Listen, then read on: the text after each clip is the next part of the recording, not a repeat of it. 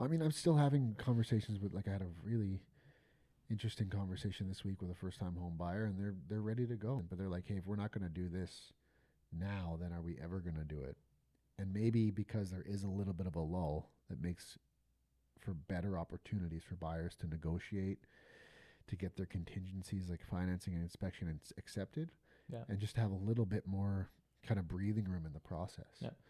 If a new government comes in with a fresh mandate and it settles us here and everyone kind of feels more reassured moving forward, I don't think it's like throwing gasoline on the fire, but I think you'll see a little bit more of a competitive kind of overall feeling regardless of product type.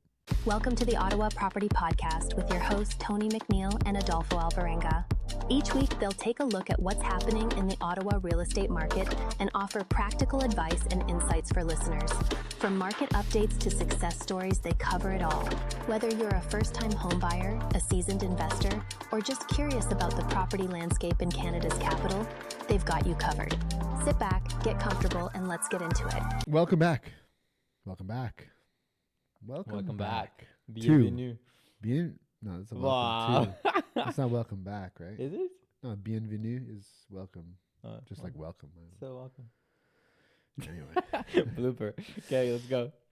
Welcome back to another episode of the Ottawa Property Podcast. My name is Tony McNeil. I am a realtor based out of Ottawa, Canada. Joined always by my co-host, Adolfo Alvarenga, level 2 mortgage agent with referral mortgages based in Ottawa as well. If you're following along on the audio platforms, be sure to drop us a like, give us a share, ask us a question, comment, constructive criticism. It's a Friday morning for sure. I'm feeling it, man. It's Friday morning. Adolfo, nice weather what outside. is up, man? Oh, man. Spring is springing. Spring is in the air. Yes. We're almost to the summer. I'm loving it. Technically, the first day of spring was yesterday. Yesterday. Okay. Yeah. It was yesterday. I was going to say Thursday. This was yesterday. Holy shit. Well, Thursday was yesterday, so. It's been a long week, folks. No, it's good. I think, we got a lot to talk. We're going to talk a lot of shop today, if anyone listening. Maybe take a break from the tariffs and what's going on with all that stuff. I think everyone's tariffed out. Oh, totally. I mean, we're just a bit tired, right? Yeah, it's like either make it happen or not. Like just stop going the back and forth at the end of the day. Yeah, it's kind of incredible, man. I was thinking about this 24-hour news cycle that we have. Like, it's how exhausting it is mentally for people. Like, it's always something else, man. But the thing with it too is like add to that like the rates going down. Like where is this gonna happen? Fixed rates are going down or up, and then it's like okay, like people need a break at some point. Like 100%. There's too much information. Like yeah. I just had a client who like have had weeks of like we're trying to figure out where she goes, what direction she's going, fixed or variable, and I realized I'm like I gave her so many options, which I usually don't necessarily quite do, but because she's a close friend, I'm like okay. This is what you could do, this is what you could do, this is what you could do, this is what you could do. It's pretty overwhelming. And it just, exactly. Yeah. Then I realized, she's like, I can't make a decision. And I'm like, okay. So these are your two clear options that I would go with. Choose one or the other. And she ended up choosing one, but like it's hard because like there's so many factors. Like, and it's what we always say is like you always want to win somehow. Sure.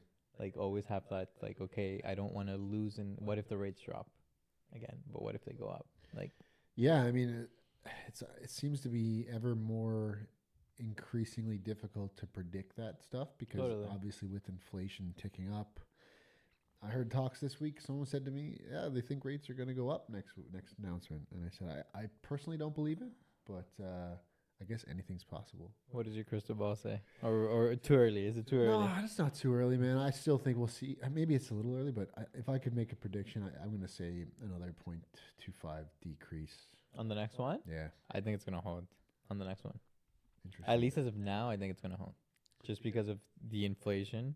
Okay. Because what triggered, in my opinion, and I think that's just what some of them are saying, is that inflation to go back up, is that the numbers beforehand, we had that GST, HST break. Yeah, sure, that ended so on that February helped out 15th. in spending, right? And that ended on the 15th.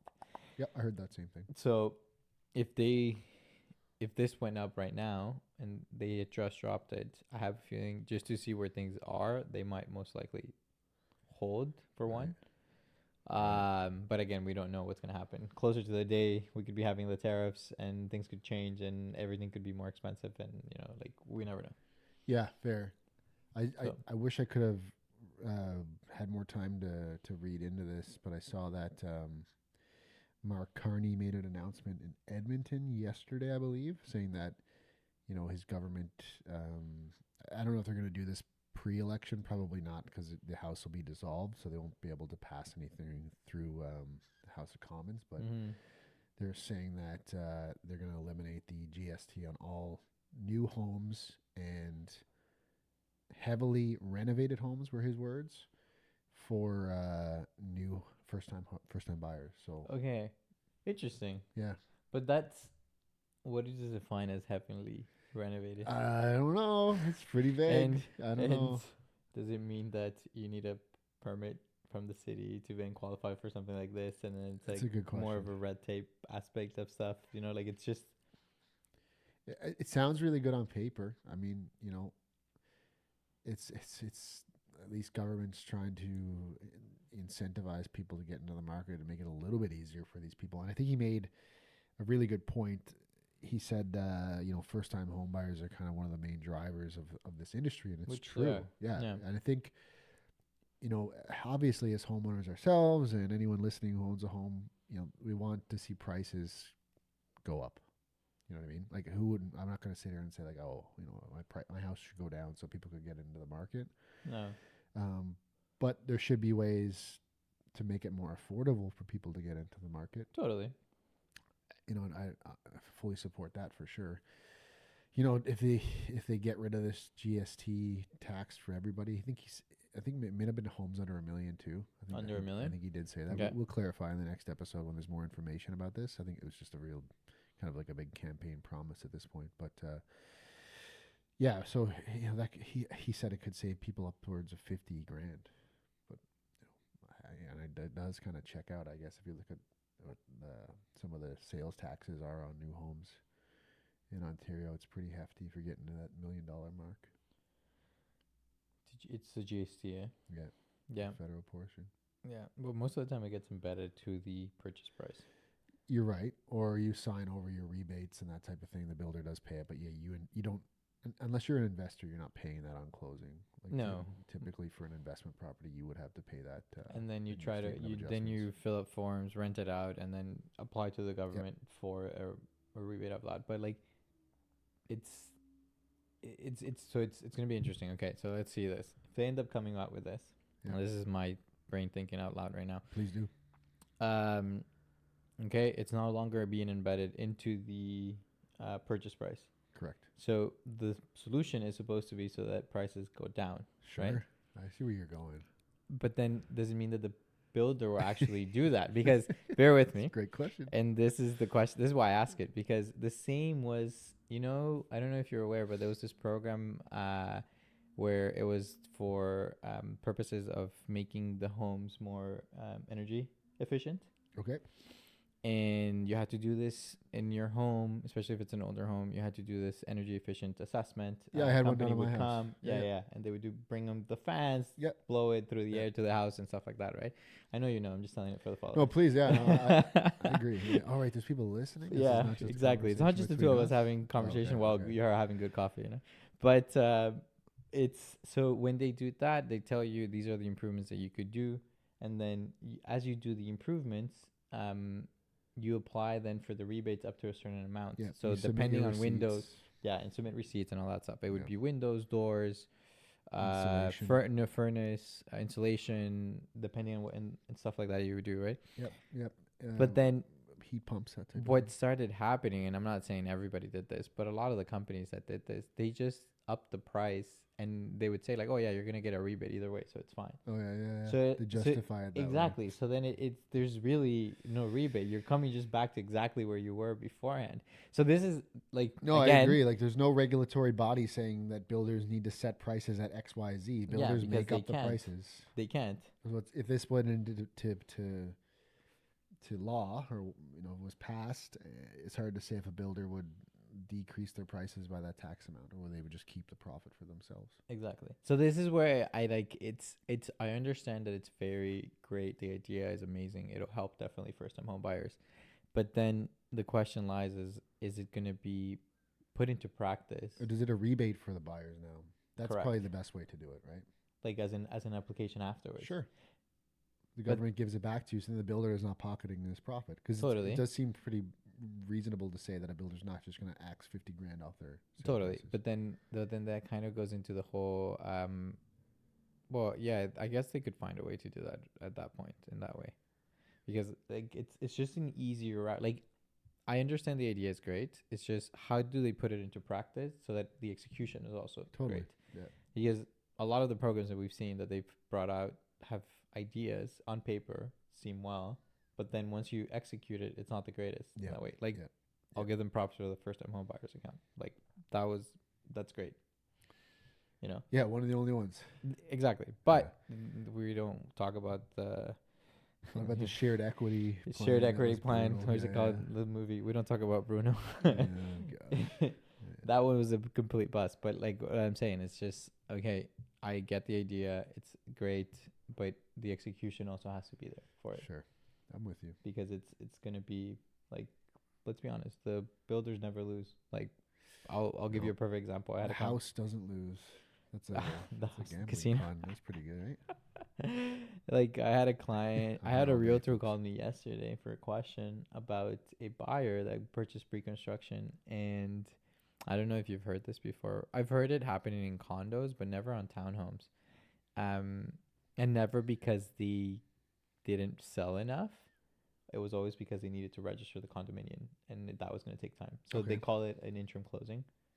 Yeah, you're, Right, you're interim occupancy. Interim period. occupancy, that's what it is. And essentially, for those who don't know, it's you move into the property and you pay the builder a certain amount as if it was considered rent in the meantime Yes.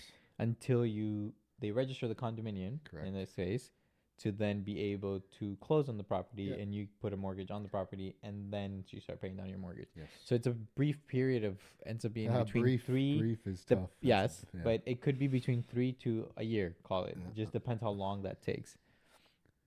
So the realtor called me and asked me, he's like, I wasn't the mortgage agent, it was the bank. But then she was like, was the representative supposed to know this?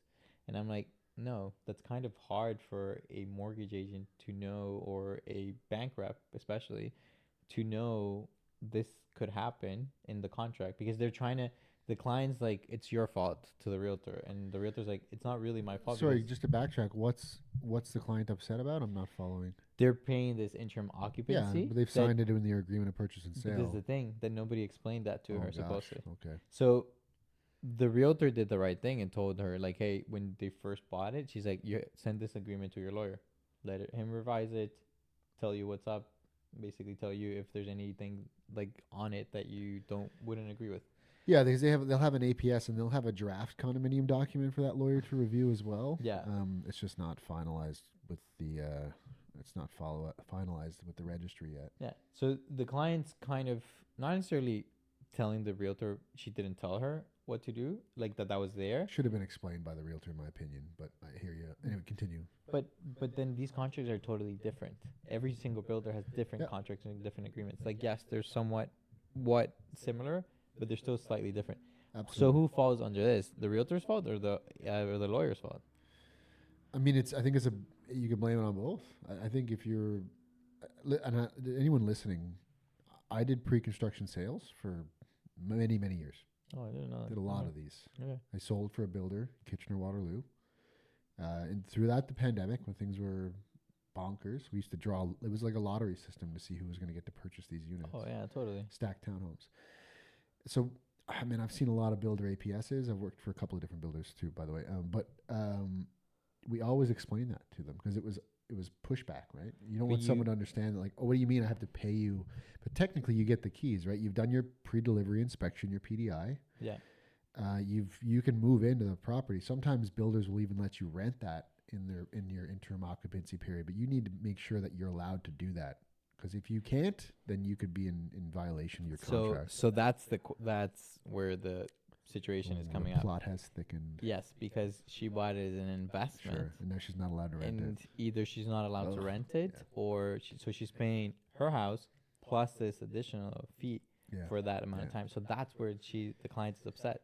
So then it's like, and this is where I'm saying, like, when you say, oh, we usually explain that, you as a realtor usually explain it, or you as a salesperson explains it to the client? Both. I mean, it depends what side of the transaction I'm on. Okay. But I really do believe, honestly, like, if you think about it this way, if I was to sign a resale agreement of purchase and sale, I would never just say, hey, sign it. You read it and sign it. Like, it's my No, it's your job duty to explain read it. and Totally. explain it. But those are the forms that you use on a day-to-day basis. You understand those forms. Yeah, You see it I on a agree. day-to-day. Fair enough. And someone who comes from this pre-construction space, You're aware of it because of the experience you 100%. have. So the client is upset. She's pointing fingers. She can't rent it out. What does she do? If it was me and I was giving her advice, I would ask her. I would just go to the builder and explain the situation and ask for. For the occupancies, you just take later. And no, you could ask for that. It's likely that the builder won't agree to it, because it's an empty unit, right? Then they're paying. Oh, they're bleeding money right now because they haven't sold enough to. Yeah. That's the reason why they can't register. But I would just ask for the builder's permission to rent it during the occupancy period. For anyone listening, if you're wondering why the builder doesn't let you do that during an occupancy period, like, let's say, you get your keys, you do your PDI, you're still technically not the owner yet. No. You bring a tenant into that space, and then you can't close on the property. For whatever reason, They you can't inherit the close on it. tenant. Now, the builder has to try to sell a unit with a tenant in that they didn't even select. They had nothing to do with you picking that tenant, and now they're stuck with it. Interesting. So it's generally why they won't do it. Yeah. But every situation is different. Every builder is different. And I think, there's a lot of really compassionate builders out there that if you present it in a factual, matter-of-fact point of view, you'd be surprised what type of agreements you can reach. It's always like how you present it, because like I feel that if you were to bring to the builder and be like, hey, this is a letter from my bank, shows that I've been approved. We're gonna close on this. It's just a matter of you 100%. registering the condo. I need to rent this space because on a monthly basis, it's bleeding me out. Yeah, exactly. I need the extra cash. Are you guys allowed? And like you have it all in paper confirmed. Obviously it's easier said than done in a way.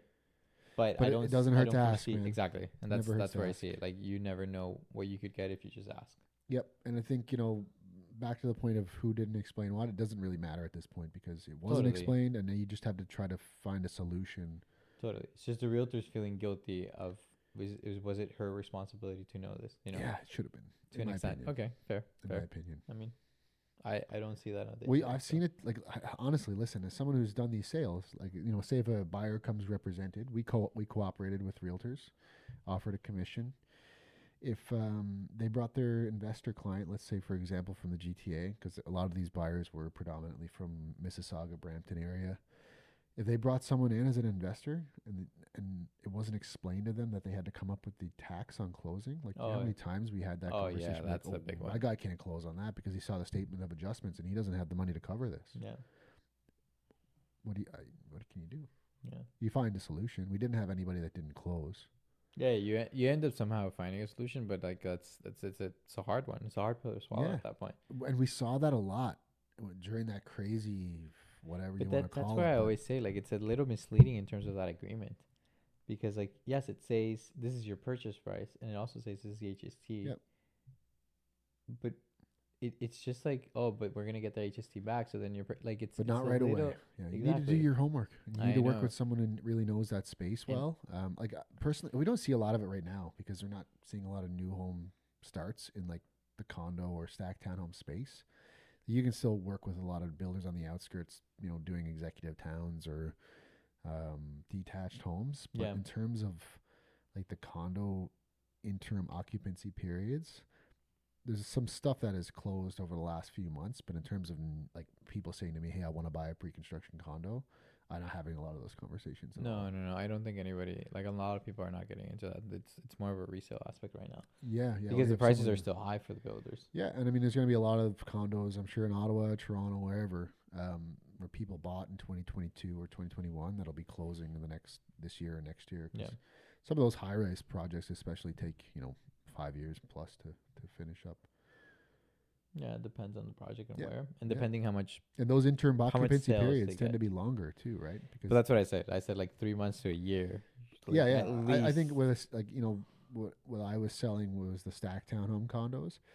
I think, oh man, we were still pushing like the 3 to 6 month mark for sure before they were registered Okay. condos. Yeah. Wow. Well, you know, And food for people thought. would 'Cause it's call me not all the everybody time that and knows say, this.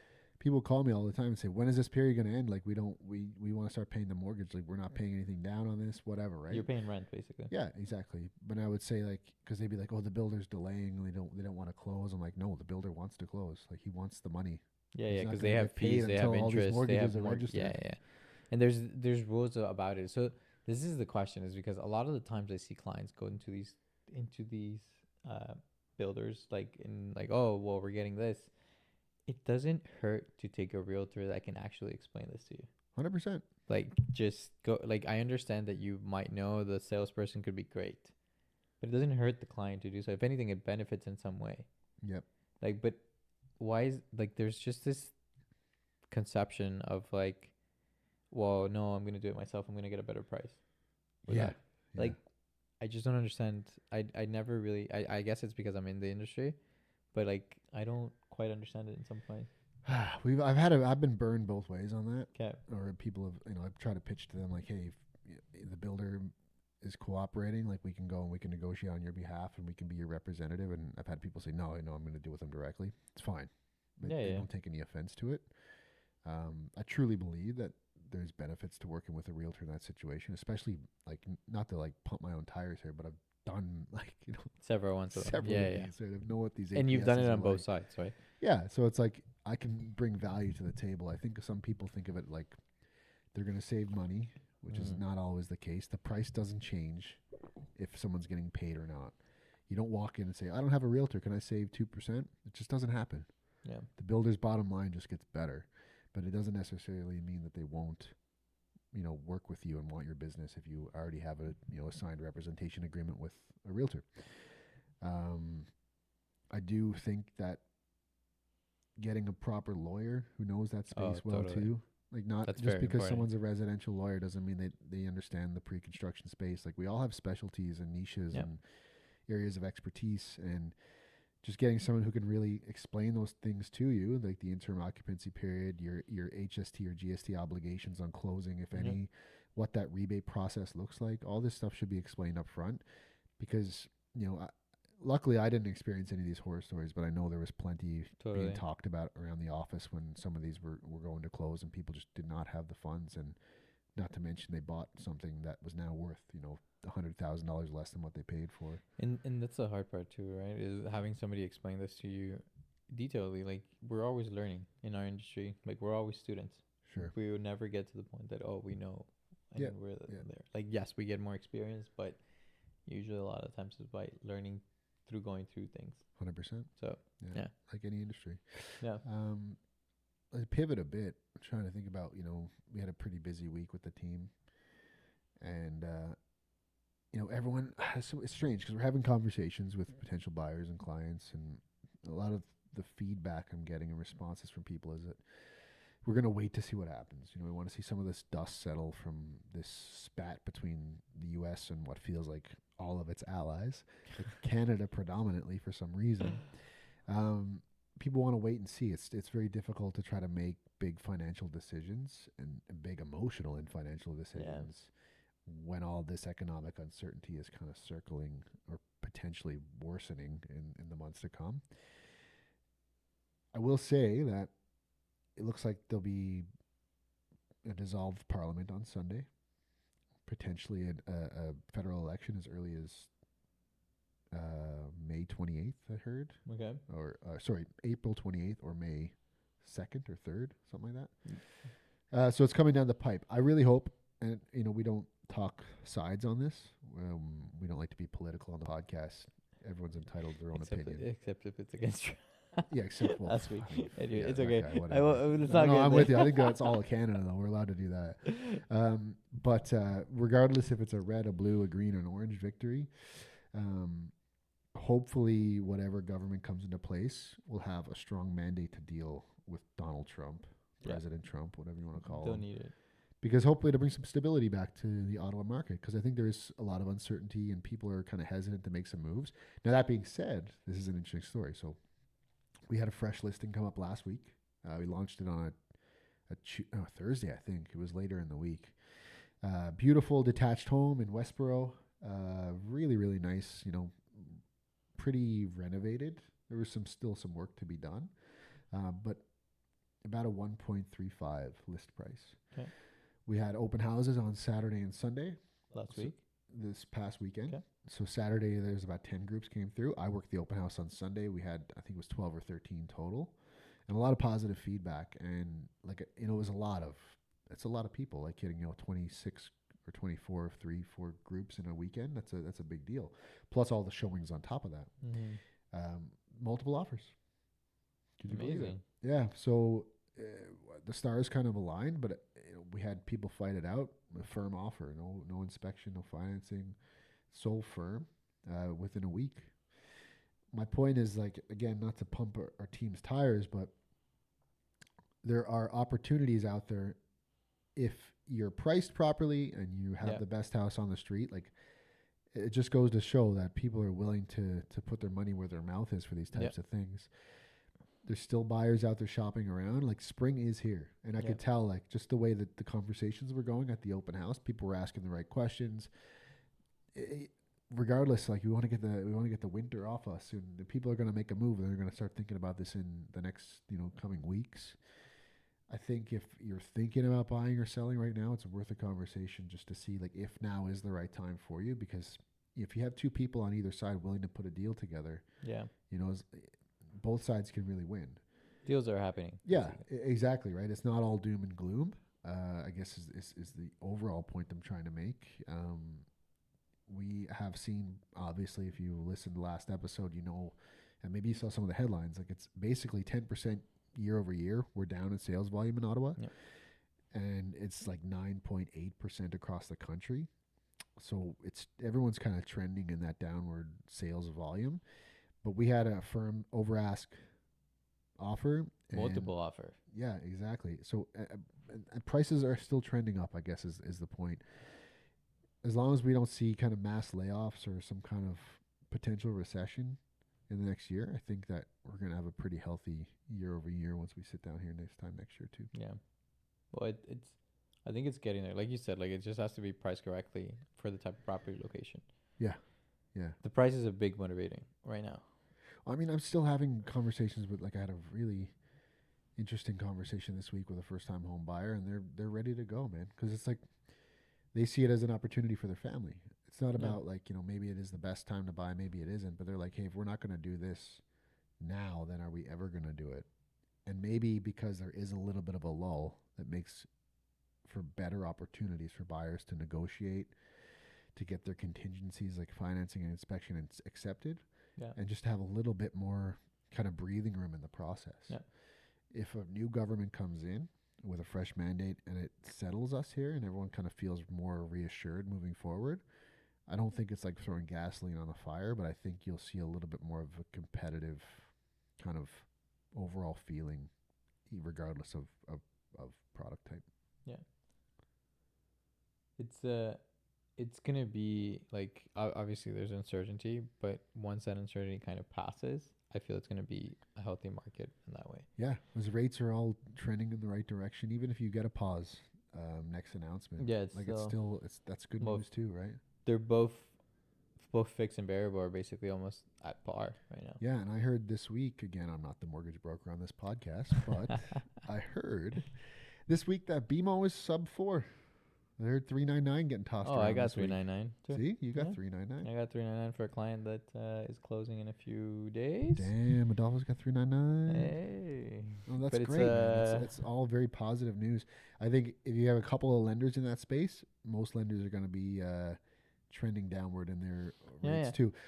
Something we got to think about here. Regardless, obviously the fix is following the bond yields and stuff, but when sales volume goes down, mortgage companies, mortgage lenders are going to want to fight for your business too. They become a little bit more lenient in who they're going to lend to, and they do promotional rates and promotional offers a lot. So we have like a lot of our monoline lenders have similar rates, and they're all like at 399 for a 5 year or stuff around there right now, and then 409 for like 3 years.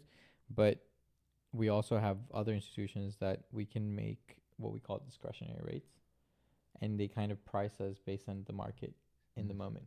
So whatever, so like let's say it's fluctuating, we make a request once it's in a downward trend. Yeah. We might be able to get on the lower. So that's how I was able to get. It was with a bank. That's how I was able to get the 399 for clients, for two clients actually. One's closing till May, but man, that one's wild. Financing inspection is actually due today, and we're complete, like fully complete. You're good. It was just everything was aligned perfectly, Yeah, and it's just even the lawyer. So now it's just waiting for a lawyer to get instructions and done. After that, I love that. Yeah, so it was perfect. Yeah, it's there's good deals to put together, and there's good opportunities for people out there. We helped an investor client close. He closed yesterday on his property. Beautiful 2-unit duplex in Little Italy. Really well done. It's an older building, but it's been fully renovated. He's got 2 tenants in there already paying good rents. All the numbers made sense for him. He's not even moving into it. He inherited a tenant? Yeah. Oh, it's we got to meet them and stuff, review the leases, obviously. Multiple home inspections on that one just to be sure that he was fully prepared to take on, because older homes come with challenges. There's no doubt about it. I can write a whole book about it. Yeah. Just come over to my house. I'll show you around. Show you everything. When you have to deal with plaster and that's stone foundations. Stone foundations. But he won. It was a good one. So this is it's awesome, man. This is so cool because the stars kind of aligned for him too. He this is a side-by-side semi-detached home. Both semis, have 2 1-bedroom units. They're identical, mirrored homes, right? Okay. The owner owned both, and they were selling them separately. Okay. So they're both listed for $575,000. We went in, and I think it was February. We viewed it. We viewed both units. We picked the one that we liked more. We offered on it. We negotiated them down. After inspection and stuff, we got them to $568. Amazing. Right? So he was pretty happy about that.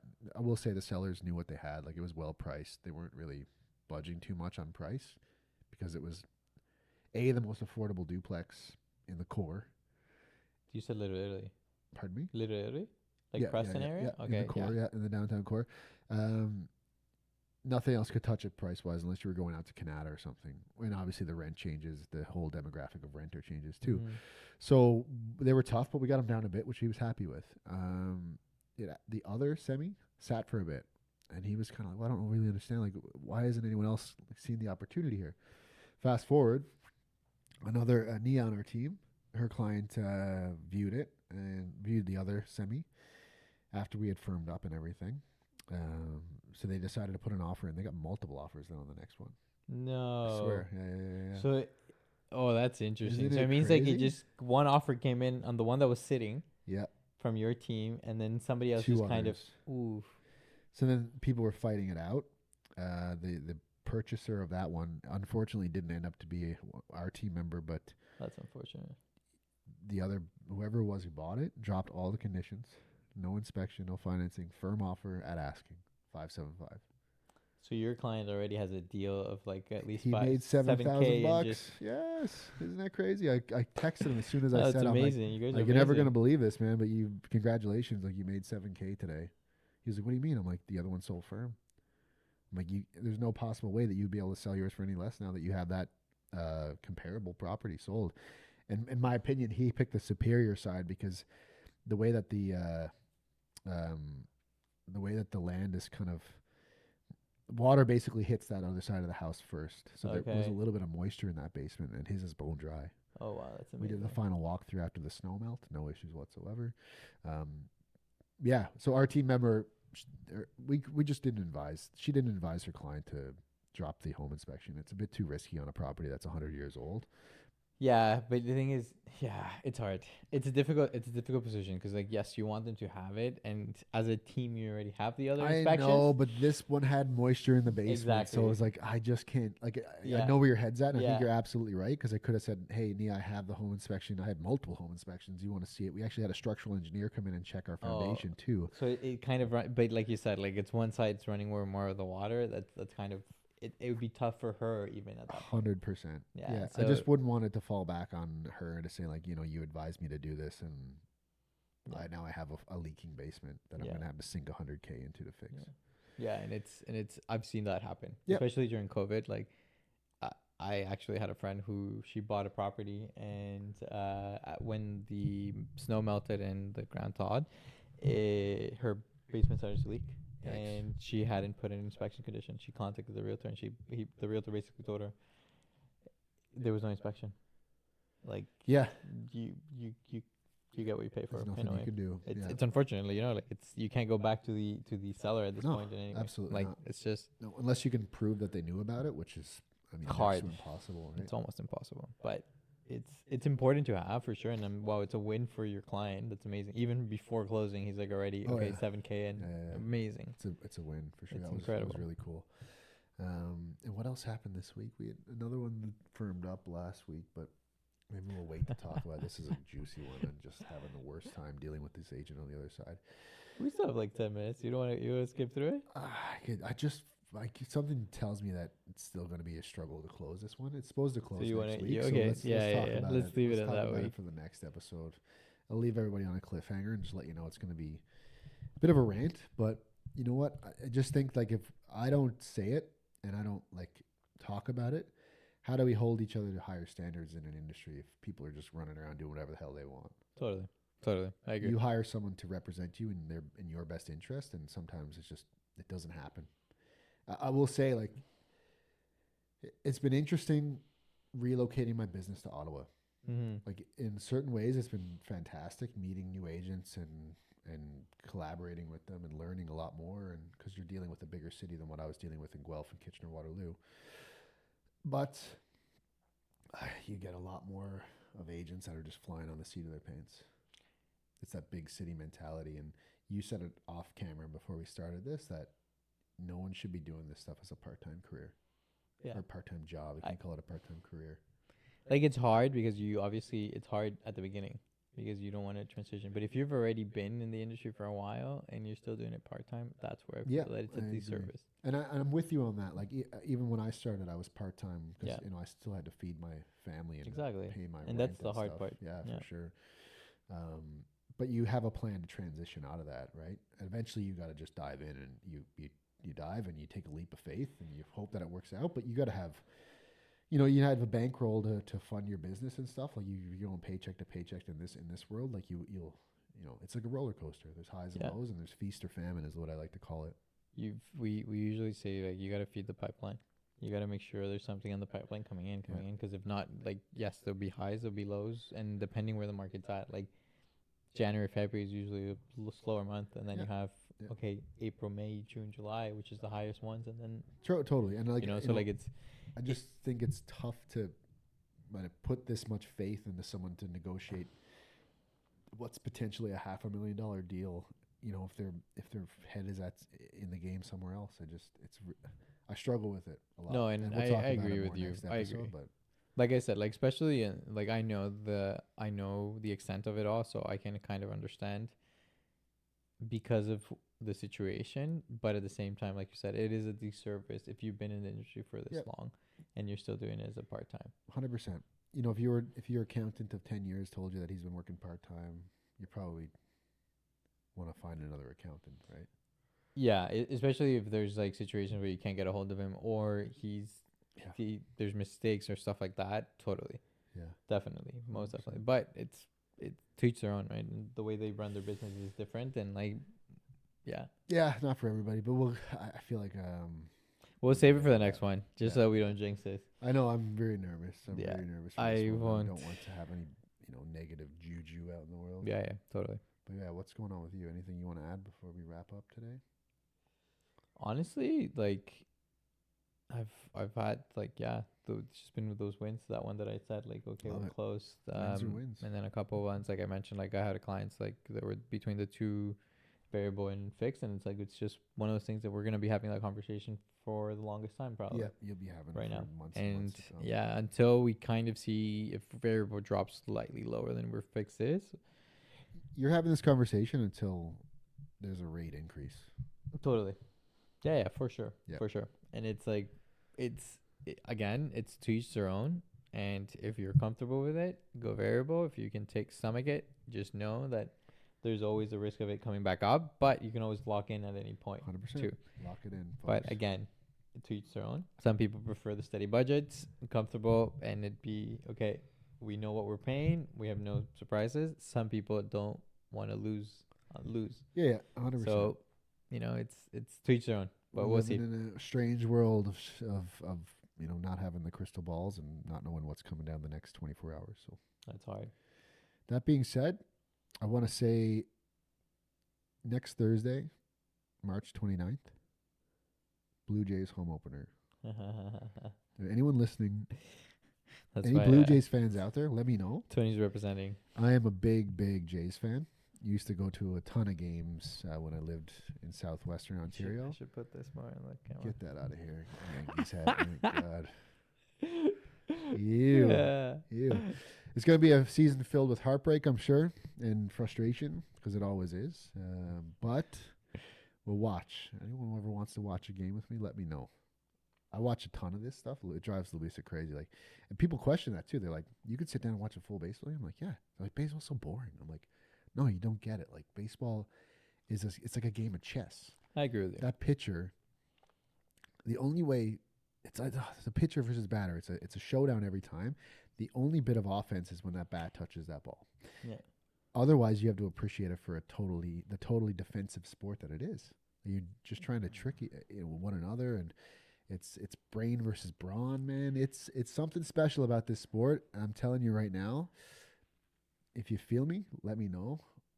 We'll watch some Jays games together. Playing it also, I can add to it, is once you play it and once you know the rules and how it works is completely different. 100%. So you see it in a different lens at that point. Like I used to play it as a kid, and I would play softball for friends, like on a Monday night league with friends, and it's. Do you play on Monday nights? Yeah, I do. Do you need an extra? I'll call you out. Are you actually any good, or are you gonna drop off? No. I'm good. Yeah. I used to play in a softball league. Oh, okay. Fast pitch or slow pitch? Slow pitch. Okay. Yeah. I'm down, man. Okay. It's funny. I was driving here, and I was thinking of my other friend Nick. They have a league as well, and I was gonna text him and be like, "Do you guys need people this year?" Like, I want to get out of the house. So we don't have space for you to be committed to it, but we need subs often. Yeah, well, let me know. Yeah. But I'll tell you right now, these guys chirp a lot. Like you make one mistake, they're gonna hold you accountable for that mistake for the whole season. 100%. I love it. Okay, cool. Sounds good. I love it. I'll keep you posted. You know, they take me out and practice a bit, but yeah, I got my glove and stuff, man. I'm ready. We should go. I have a glove. We just need a bat. Yeah, perfect. I have a couple of softballs. I can get those. The weather's looking good. Hey, You guys want to come play softball with us? Let us know. And that being said, folks, we're done for the day. Thank you for listening. Give us a like. Give us a share. Let us know. Let us know what you want us to talk about. We're not, this is a bit of a catch-up episode. We're rambling on a bit. We'll get back to some topics. We took a break from the tariffs. Coming next week with some fresh stuff for you, and hopefully some good news on the other deal. And I'll give you my 2 cents about this realtor. So have a good weekend. Take care, guys. Bye.